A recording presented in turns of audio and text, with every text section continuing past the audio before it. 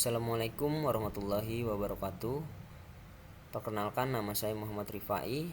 NIM saya 18040300020. Saya adalah mahasiswa dari Universitas Syekh Yusuf Tangerang dengan program studi Teknik Informatika. Saya di sini ingin memperkenalkan aplikasi yang saya buat ya dengan cara menampilkan PPT-nya dulu. Ini adalah skripsi saya yang berjudul Rancang Bangun Sistem Informasi Point of Sale berbasis mobile dengan menggunakan cloud computing. Pembuatan aplikasi ini saya dibimbing oleh dosen-dosen saya. Yang pertama ada Bapak Muhammad Ridwan, Eskom Mkom selaku pembimbing utama saya, dan yang kedua ada Ibu Syahriani Sam, Eskom Mkom selaku pembimbing pendamping saya.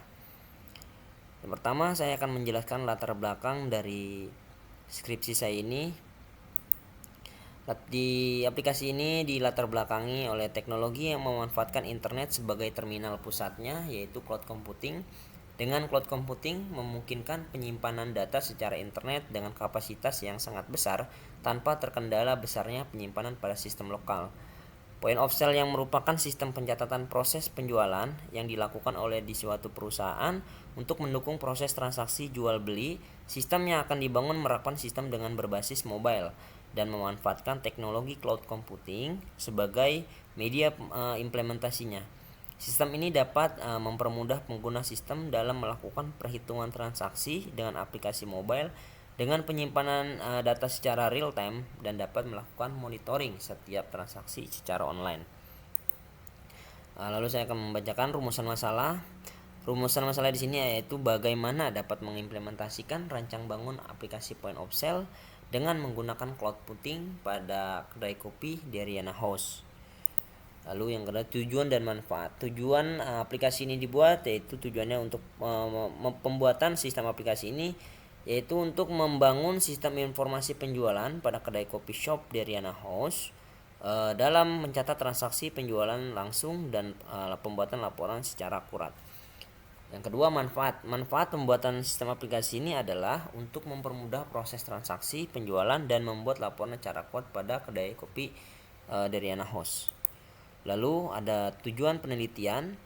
Tujuan pembuatan sistem aplikasi ini yaitu untuk membangun sistem informasi penjualan pada coffee shop di Riana House dalam mencatat transaksi, penjualan laporan, dan pembuatan laporan secara akurat. Di mana sebelumnya kedai kopi ini mencatat transaksi dan melakukan transaksi secara manual dengan menggunakan Excel tanpa adanya aplikasi. Lalu manfaat penelitian. Yang pertama, pemanfaatan pembuatan sistem aplikasi ini adalah untuk mempermudah proses transaksi penjualan dan membuat laporan secara akurat pada kedai kopi shop di Riana House. Yang kedua, manfaat penelitian ini sebagai referensi bagi peneliti selanjutnya dan diharapkan bisa dikembangkan oleh peneliti selanjutnya. Lalu ada metode. Ya di sini saya menggunakan metode waterfall. Di mana metode waterfall ini ada beberapa tahap. Yang pertama ada analisa kebutuhan, mengambil informasi sebanyak-banyaknya dari Riana House, penelitian lapangan dan penelitian pustakaan agar data yang diperoleh valid dan dianalisa. Yang kedua itu menggunakan diagram, struktur data dan bahasa untuk mengungkapkan pemikiran tentang masalah yang diperoleh sebelumnya menentukan alat yang akan digunakan. Yang ketiga adalah penulisan kode program. Pada fase ini desain yang sudah dibuat itu diterjemahkan ke dalam program atau coding dengan menggunakan bahasa program yang ditentukan. Di sini saya menggunakan bahasa pemrograman dengan aplikasi React Native. Lalu selanjutnya pada fase ini adalah unit-unit yang lebih kecil diuji pada fase sebelumnya digabungkan menjadi satu unit. Setelah sistem dibentuk, dilakukan pengujian ulang untuk memastikan fungsionalitas dan efektivitas, menyelidiki kelemahan dan kelemahan sistem, serta memperbaiki sistem menjadi lebih baik dan sempurna. Lalu yang terakhir adalah penerapan program dan pemeliharaan. Penerapan program dan pemeliharaan setelah sistem yang dibuat diuji, ditemukan sesuai dan memenuhi kebutuhan pengguna, sistem siap untuk dioperasi dan pemeliharaan secara rutin.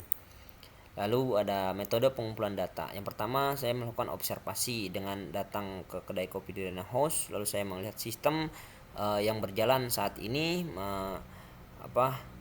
Lalu yang kedua ada wawancara, saya menemui owner dari Derana House, lalu saya wawancara apa saja yang dibutuhkan untuk transaksi pada kedai kopi Derana House. Yang kedua ada studi pustaka, saya membaca jurnal-jurnal yang ada sebelumnya, lalu saya analisa bagaimana cara pembuatan aplikasi ini dari yang sudah ada diperbaiki di aplikasi saya ini. Lalu ada analisa sistem berjalan. Yang pertama, analisis sistem berjalan yang ada di kedai saat ini yaitu masih manual menggunakan Excel. Yang pertama yaitu ada start, membuka Microsoft Excel, lalu membuka file aplikasi POS. Lalu di sini ada proses input data. Jika tidak ada input data, maka langsung melakukan transaksi. Fungsi dari input data yaitu jika ada transaksi baru maka harus diinput, dan jika transaksi belum ada transaksi maka tidak akan menginput, langsung melakukan transaksi yang sudah ada, yang sudah pernah ditransaksi. Lalu ada kedua yaitu input data transaksi. Dari input dari data transaksi ini, data transaksi akan di print menggunakan printer thermal yang berbentuk stroke. Lalu setelah struk ini di print, pencatatan laporan akan secara manual, yaitu dengan satu persatu dipindahkan ke dalam buku lapor atau Excel catat laporan secara manual satu persatu. Lalu analisis sistem usulan, yaitu usulan dari saya sendiri. Yang pertama yaitu ada login, kelola kategori, kelola produk, check out, kelola transaksi, dan cetak transaksi. Nah, di sini ada dua aktor. Yang pertama yaitu ada aktor dari pengelola kedai, di mana pengelola kedai ini dapat melakukan login, mengelola kategori, lalu mengelola produk, bisa men-check out pesanan, bisa mengelola transaksi, dan yang terakhir bisa mencetak transaksi. Lalu yang aktor kedua yaitu ada si kasir atau si admin yang bertugas menjaga di kedai kopi sendiri. Nah, dia hanya bisa melakukan beberapa akses. Yang pertama ada login, dia hanya bisa login. Yang kedua, dia hanya bisa check out pesanan yang sudah dipesan. Yang ketiga yaitu dia hanya bisa mencetak transaksi. Si kasir tidak bisa mengelola transaksi, mengelola kategori, dan mengelola produk. Itu hanya diberikan akses kepada si pengelola kedai. Nah, lalu yang terakhir di sini ada interface. Ini aplikasi ini sudah saya buat, lalu saya sudah build ke dalam bentuk aplikasi Android. Nanti kita akan melihat aplikasi yang sudah saya buat. Ini hanya gambaran dulu.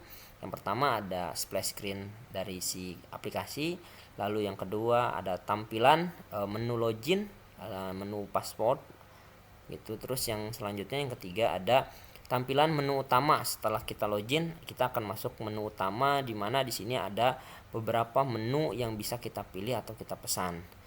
Ketika aplikasi ini menu utama ini kita salah satu memilih menu, nah itu akan masuk ke dalam checkout gitu.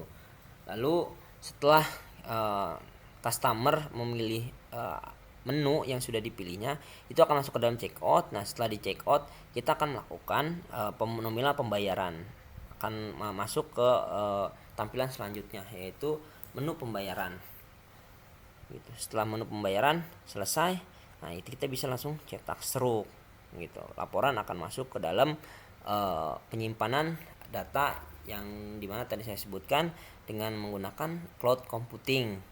Gitu. Jadi kita tidak perlu memerlukan server yang di rumah atau di tempat kedai itu sendiri. Kita hanya membeli hosting atau membeli database yang sudah ada gitu. Jadi si fungsinya itu yaitu si pengelola kedai dapat melihat transaksi yang sedang berjalan di mana saja gitu secara real time. Lalu di sini ada menu untuk profile. Di sini menu profile adalah data diri dari si yang loginnya ini. Misalkan data loginnya ini adalah si kasir itu sendiri gitu. Dari profile ini ada beberapa tampilan atau icon lagi, yaitu ada edit profile. Nah, edit profile ini jika kita ingin mengganti nama atau mengupdate nama si usernya itu sendiri. Di sini ada namanya, ada email, ada nomor handphone dan alamat si user itu. Lalu yang kedua ada ubah password. Ketika kita ingin mengubah password dari si user itu sendiri, nah ini ada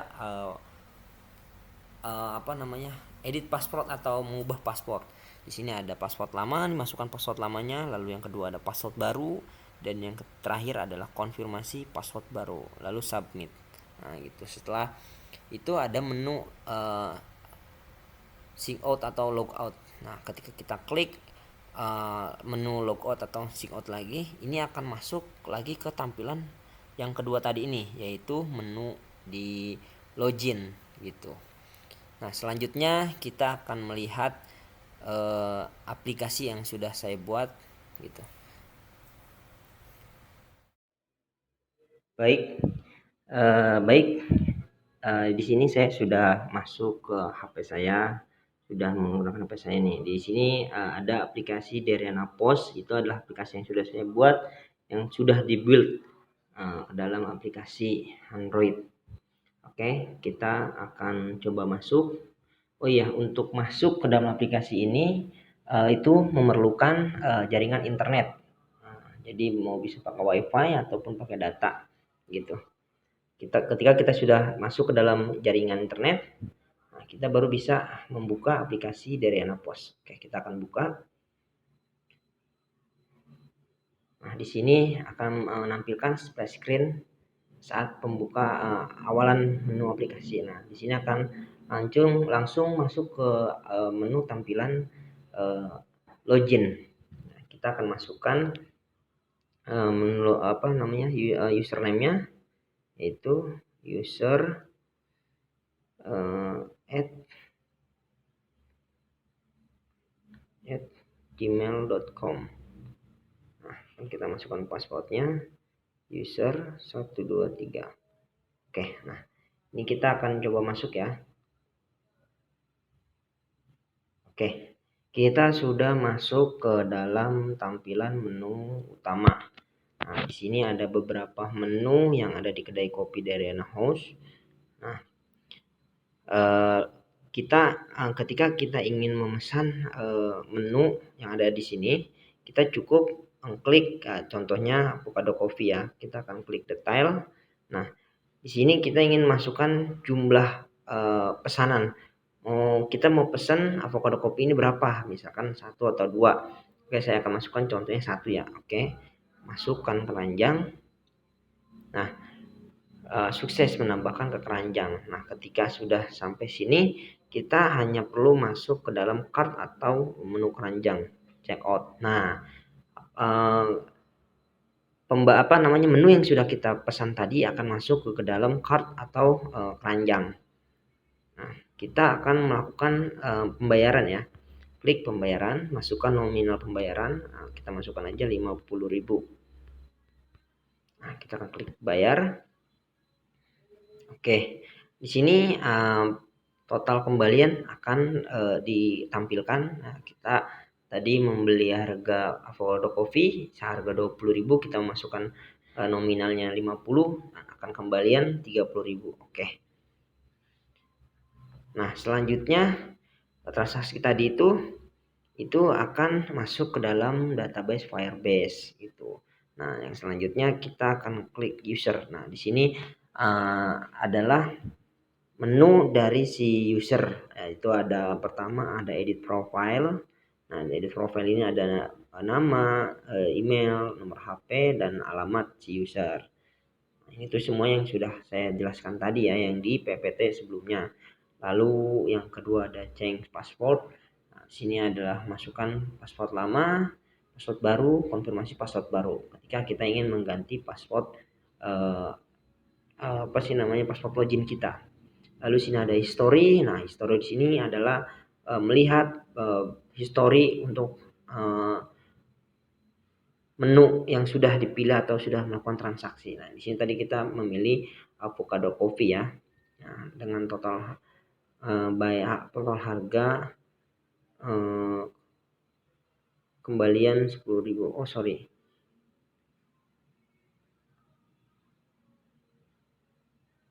oh ya, ini yang selanjutnya tadi yang 80.000 bayar 80 kembalian 0. Nah, ini bukan masuk ke dalam history ini.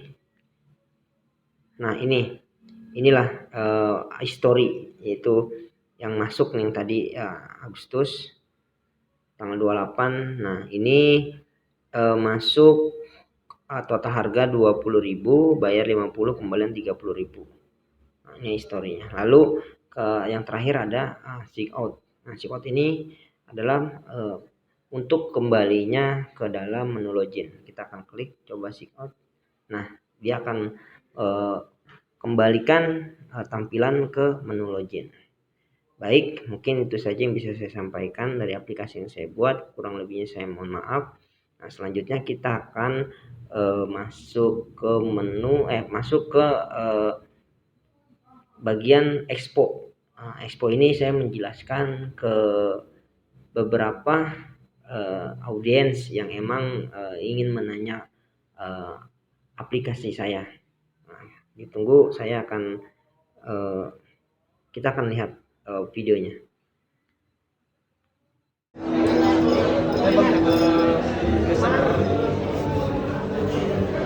Label user apa nih? Ini kan label di web di ininya pas pembikin aplikasi. Iya.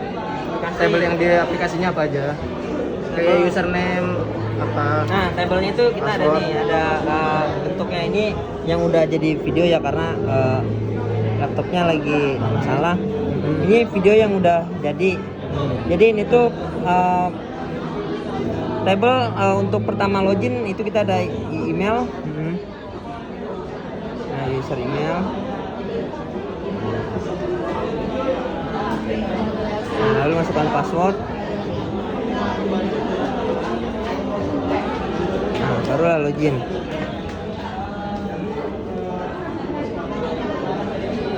Bentar. Nah, ini tampilan utama dari si aplikasi Point of Sale ini. Nah, kalau kita mau klik di salah satu, nah checkout. Nah, di checkout ini kita bisa menambahkan lagi. Kalau hanya satu, kita langsung masukkan nominal pembayaran, misalkan 18.000. Kita masukin 50.000. Nah, itu akan kembalian dan cetak struk kayak gitu. Kalau kita pengen kembali, nah itu bikin transaksi baru setelah ada pembayaran. Untuk metodenya? Metodenya kita pakai waterfall. Waterfall. Metodenya waterfall.